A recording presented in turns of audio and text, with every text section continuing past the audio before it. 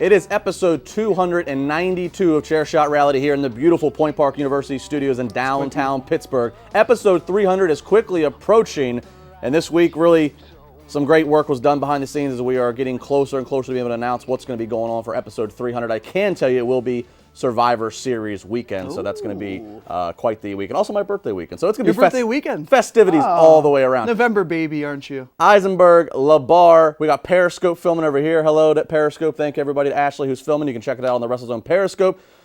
Josh, let's talk Brock No, Lesnar. that's not good enough. One more time.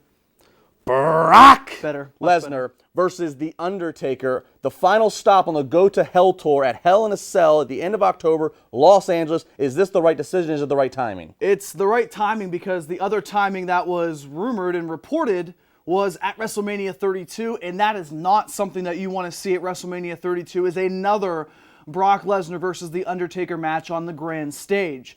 I don't like how they delivered the news with a pre-recorded promo of Paul Heyman telling us that the rematch is going to take place in about 5 weeks at Hell in a Cell. I think the match is necessary. I think the stipulation's really good. You saw The Undertaker look physically stronger, and he was able to go a little bit more last time he faced Brock Lesnar. This is an opportunity for WWE to finally finish up this Brock Lesnar-Undertaker feud that's going on close to 2 years if it would drag into 2016. Justin, I think this is a great opportunity for WWE at a pay-per-view like Hell in a Cell. You're going to have other matches like Seth Rollins and Kane. You're going to have John Cena in the U.S. title match. This one sells an October pay-per-view. It does sell an October pay-per-view, and after the controversy that in the second match, you kind of knew a rubber match was going to take place, and you kind of figured the rubber match had to have some kind of stipulation, so what better than to utilize a stipulation pay-per-view, which quite frankly, I think we can all agree, the Hell in a Cell pay-per-view doesn't always necessarily live up to the magnitude of its name as it should. I agree, I would rather see this now than WrestleMania. The delivery of the news, at first I was kind of a little bit thrown off about it, but at the same time, nobody surprised with a rubber match, so it's okay that it was just announced. I guess it made that video package that more interesting. But it didn't make sense to me that WWE is going to put this big match on a big card, what's going to be a big card, and they say to the fans, "Oh, well, here's the main event of Hell in a Cell. It's going to be Brock Lesnar and The Undertaker in a pre-recorded." Why would you not have Undertaker? Why would you not have Brock Lesnar issue a final challenge? Because what that does is there's so much time, October 20th, so they have a full month to make this happen. You can put WWE, Paul Heyman and Brock Lesnar coming out the next night on Raw and challenging The Undertaker. That's 1 week. And then Undertaker answers the following week. Now they have 5 weeks of, well, what can we do to build this up to be a third and final match, and what makes it more interesting than just that? Quick, interesting Undertaker note. Going to be working the tour in Mexico, teaming up with Kane, going up against Luke Harper and Braun Strowman. What a learning experience that's going to be, especially for the new Strowman. But, the number one thing I took away from that Go to Hell video promo, and I touched on this at Triple Live Radio, is when you watch that promo, or actually more importantly, when you listen to that promo, it sticks out to me. They make a point to say Brock Lesnar on Stone Cold's podcast in Dallas, and of course Dallas is the location of WrestleMania. Yeah. Now, on the one hand, I understand they made a point to say Dallas because it's a tour. The whole promo is talking about a tour, talking about New York, talking about Los Angeles, so include Dallas.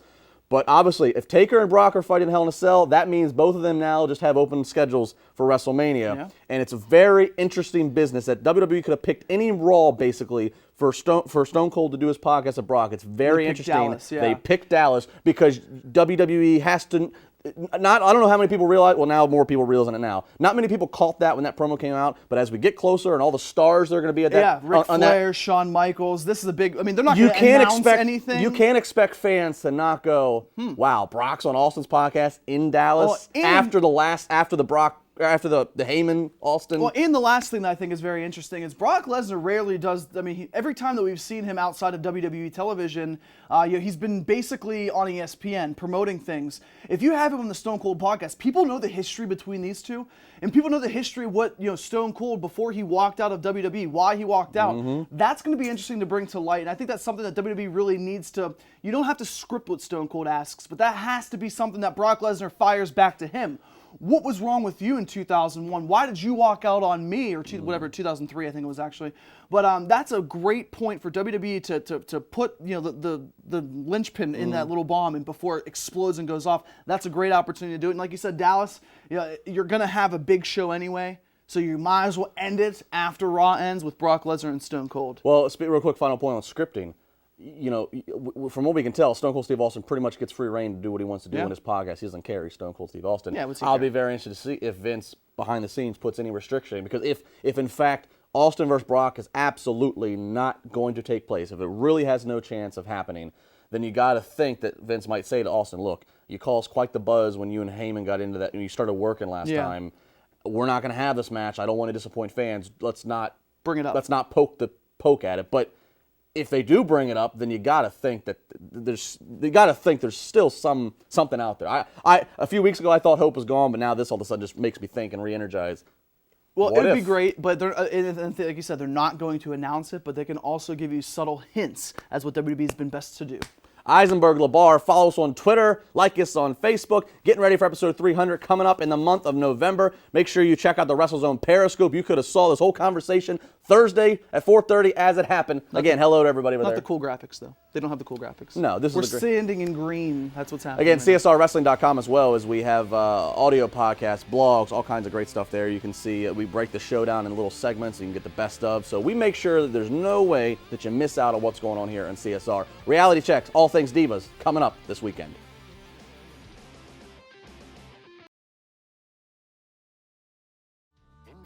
Chairshot Reality on WrestleZone.com. Make sure you check out CSRWrestling.com.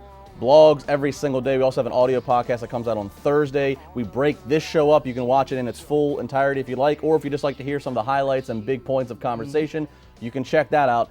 Really, everything is going on over at CSRWrestling.com. Eisenberg LeBar, one of our old-time favorites, Josh. We're going old school. Let's do a little reality checks, all right? Little reality checks? Let's do reality checks. Is that the name of your finisher? Is that the name of your finisher? That is the name of my finisher. I think so, yeah, yes. absolutely. All right, Josh, reality check number 1. Sheamus, the Celtic Warrior. Yeah. He is the most irrelevant Money in the Bank case holder ever. This is not a reality because there has been many people who have held this briefcase over the years, and he's not the most irrelevant. The most irrelevant, I would say, would be Kane because he rarely held it. He cashed in that night at Money in the Bank, so he never had an opportunity to hold the briefcase. I also think guys like, well, your boy, I apologize, Mr. Kennedy, he was the most irrelevant because obviously injury dethroned him and Edge, my man, cashed in. Funny how that happens that I like the guy who's actually successful. And last but not least, Damien Sandow. The most irrelevant could have been Damien Sandow. Any three of these guys had less relevancy than Sheamus. And the only good thing about Sandow, unfortunately, was the fact that his briefcase was turned to wood and rich mahogany. Because that's the only thing that Damien Sandow has been doing. Look where he's at now. If you're going to take shots at my boy, Mr. Anderson, or Kennedy, I want to point out that it was a bogus the fact he had to drop it because as we come to learn, they made him drop it because they thought he was going to be out for they made him drop it because they thought he was going to be injured for like 8 months, and then he got a second opinion from a doctor and he was only out like 6 weeks. Well, so he really should have kept it. Well, here's my reality check for you though. The Dudley Boys, Bubba Ray, Devon, as tag team champions is a good move. Reality check or not? This is a reality. It is a good move for them to be champs. I know some people might think, why give the titles to guys who have had it the record amount of times they have and they're veterans, but that's just it. They're veterans. Their whole purpose there is to add credibility to the tag division and ultimately do what you do in wrestling, which is you put people over and elevate your peers. And that's what's going to happen. Them as champions gives a chance for the New Day, gives a chance potentially for PTP. If we actually see some repackaging of the Cologne Boys, since the Los Matadors is no longer, having veterans as tag title holders is okay, as long as at the end something's accomplished with the elevated status. And already, them just as champions, just fighting New Day, that already gives New Day more credibility, even though they're entertaining on their own right. I will say this though, I hope the Dudley Boys actually go heel sooner than later because New Day is still heels, and they got good. There was a good job getting booed in Texas. They're still heels, but then PTP is still in the fold. We kind of saw some teasing that the PTP is still in the fold and have a stare down with Dudleys. I don't want to see them go heels because PTP's had such good momentum as baby faces. I think the Dudley Boys would play great heels. They know how to do it. They could get over as heels. So. And the best thing with them as well is they could really do what the New Age Outlaws tried to do. They didn't fail when the New Age Outlaws became tag team champions again, but I just don't think it was the right time for them to come back because we saw, we know Road Dogg and Billy Gunn. They were all backstage. We know their rules. Dudley Boys are back. They're fresh. We haven't seen them really aside from Bubba Ray coming into a Royal Rumble match for years, especially together. So it's a good move for them. I think it's going to be very interesting to see where they go. All right, Josh, the Wyatt family, reality check or not, the Wyatt family are regaining their momentum. This is a reality, Justin, and I'll tell you exactly why. There was always one redheaded stepchild of the group, right? And his name was Eric Rowan. He had the big red beard, he had no hair, and he was just misplaced. He didn't really look the part, it felt forced. And that was a reason that I always thought that the Wyatt family could never be as successful as everybody wanted them to. They had the one guy that everybody looked at and saw as the weakest link. You can't say that a national strongman champion is their weakest link, especially since Braun Strowman looks so similar in many different ways to both guys. He has the crazy eyes like Luke Harper. He has a more physical, obviously, and taller stature than a guy like Bray Wyatt, but you see these guys and they look like they can just annihilate you. And you saw Eric Rowan, he was just so mechanical. I think this is a great opportunity for the Wyatt family to regain momentum. They already are regaining momentum. My biggest concern is competition. What kind of competition, Justin, will step up to face the Wyatt family? You can't keep doing Reigns and Ambrose. Well, and I think, going back to our last reality check, I think they should absolutely be involved in the tag scene as well. I agree. They've done so much, but they have not won a championship. Yeah. That's a problem for WWE. We're already going to. We're not going to see it, but the Mexico tour is going to see it of Harper and Strowman teaming up against Kane and the Undertaker. Harper and Strowman should be the team that comes out of there and still let Bray do singles. So that way you get more television time for the Wyatt family. You have Bray doing singles while these guys are in the battle for tag titles. Yeah, and give them multiple championships and make them look like they are the champions, they are the best. Absolutely. Next reality check for you, Justin. Reality check or not, there is some concern, or there should be some concern, with Seth Rollins being involved with John Cena and Sting's injuries. I personally say this is not a reality. I know people, I know Bret Hart made a comment about Seth Rollins when he injured John Cena, and I know Bret is known for having, the impeccable record he did of never injuring somebody, et cetera, et cetera. But the difference also is, first off, the style that Bret worked versus the style that Seth Rollins works. And also, I don't want to compare dates because I know Bret Hart was a workhorse, but Seth Rollins, let's just talk about Seth Rollins. Seth Rollins has worked more in the last year than anybody on that company. John Cena is the only one that can even rival him. Seth Rollins has carried that company in terms of the workload of dates. From what I've heard, it is something that has at least been in conversation, that it is a relevant point to some people that, hey, Rollins has been involved in these two significant injuries to two significant people. But I personally, I don't think it was reckless. I think the Cena thing, he called him. It's not ballet. It wasn't like he did anything reckless on the move. And then with the Sting thing, you can argue, but when Sting, granted Sting's not going to cause problems, but when Sting goes on WWE.com in an interview and says it was his fault, and says it was my fault, he just didn't do what he was trained to do in terms of how you land in the buckles, then it's really hard to point the iron fist at Seth Rollins. And I see it like this. I mean, these guys work 300 days a year, 250 days a year. Seth wrestling 2 matches a night. Exactly. You're going to get 1 or 2 injuries, whether it's with a guy like Ryback, who has been known to be aggressive in the ring, or a guy like Seth Rollins, who now is coming to light that maybe his style is a little more aggressive and a little more unsafe than people thought it was. I don't think this is a problem for Seth Rollins, Justin. I really don't. I think when you have Seth Rollins in the ring, his style is so different and unique that it might be hard for other people to understand or to know what's going to happen next. That's why guys like Daniel Bryan, guys like Dean Ambrose, these guys are more adapted, more interested, and more maybe familiar working with a guy like Seth Rollins' style, because it is so different. Absolutely, absolutely. Chairshot Reality, WrestleZone.com here in Pittsburgh, Pennsylvania, the beautiful Point Park University Studios. We got one more video coming up this weekend. Josh and I are going to talk all things Divas. We'll talk about the Paige pipe bomb. Love me some Divas, Justin. We'll talk about the Paige pipe bomb. We'll talk about Charlotte. We'll talk about Cameron lashing out. Yeah, we'll talk about Cameron lashing out the company. Again, make sure you're engaging with us on social media at CS Reality, at Josh Eisenberg 4, at Justin LeBar, and of course go to CSRWrestling.com where you can find all things about the show. We'll see you tomorrow.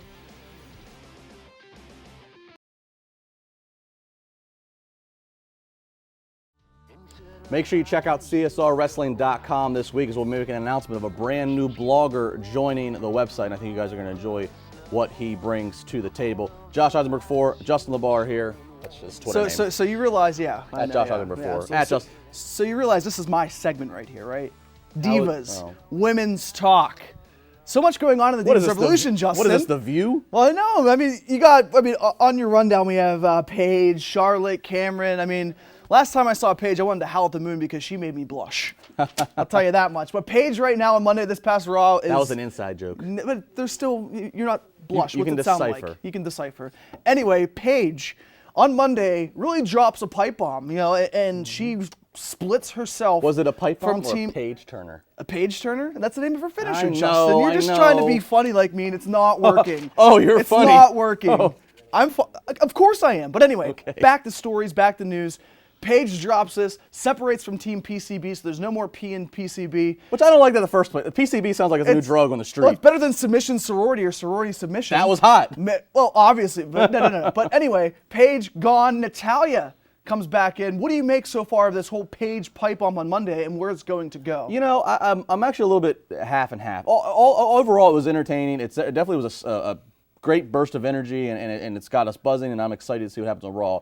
You know, sometimes it can actually be a little bit bogged down of how much like behind the curtain we have to insert to make people get a rise out of a promo. But nonetheless, I enjoyed it. I will say that if they would have done that promo in a different city other than Laredo, Texas, if it would have been in a bigger city that has more of the smart fans, so to speak, it would have gotten even bigger pop because you know the crowd did not. The crowd did not. They did not react as much to some of the things, some of the hot button things that she was saying as I thought they would. But nonetheless, it was interesting, and all I can say is this: I like heel Paige, but they have to stick with it. Paige debuted the night after Mania in New Orleans, and she was a face. Did that for a few months, then she became heel. Then she went back to face. Now she's heel again. It's only been a year and a half. We make fun of the Big Show after 15 years of all the heel turns and face turns. So let's stick with this. Let's really get the long haul for this. 20-second detour of this whole conversation. Why is Raw in Laredo, Texas, when the night before they're in Houston, they can go to Austin, they can go to San Antonio, they can go to Dallas, yet they go to Laredo, Texas? Hell, I'd rather have them at Corpus Christi. Why Laredo, Texas?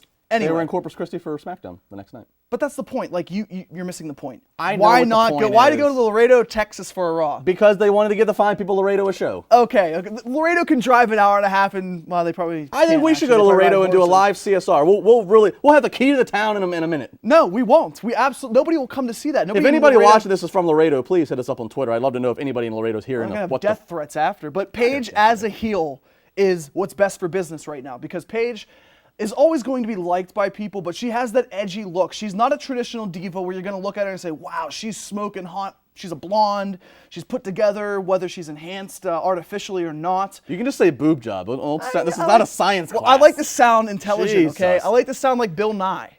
Let's just transition. Okay? Let's transition from Paige, the dark hair, to Charlotte, the blonde. I don't blame you. I know, my favorite, Charlotte. Charlotte is your Divas champion. See, folks, I told you this would all work out just fine.